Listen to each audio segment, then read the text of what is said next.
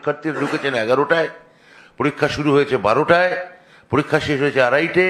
কয়েকজন ছাত্রছাত্রী আগে পরীক্ষা না কমপ্লিট না করে বেরিয়েছে, তাদের কেউ একজন 1:51 অর্থাৎ পরীক্ষা শেষ হওয়ার আধা ঘন্টা আগে কেউ তার হোয়াটসঅ্যাপ সেটা প্রশ্নটা লিক করেছে। যারা ভেতরে আছে তারা কেউই এটা জানতে পারেনি। পরে এটা কেউ সাবোতাজ করার জন্যে বা মজা করার জন্যে বা কাঠি করার জন্যে বা আবার একটা সেন্সেশন করার জন্য এটা করেছে। তো এটা তো পরীক্ষা শেষ হওয়ার মুখে গিয়ে সে করেছে। পরীক্ষা চলাকালীন আমার ধারণা এই এর এর এর কোনো প্রভাব পরীক্ষার্থীদের উপর পড়েনি। অনেক ক্যান্ডিডেট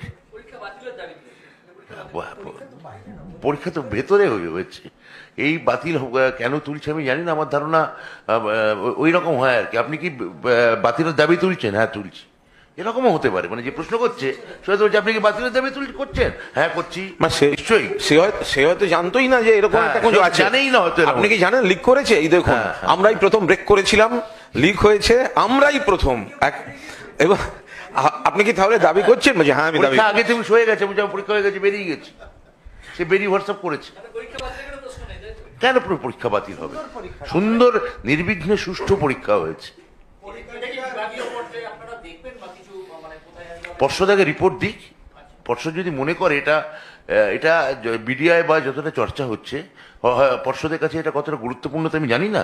পর্ষদ যদি মনে করে তারা যদি কোনো রিপোর্ট পাঠায় তখন আমরা ভেবে দেখবো। আমি এই তথ্যটা গণমাধ্যম থেকে পেয়েছি।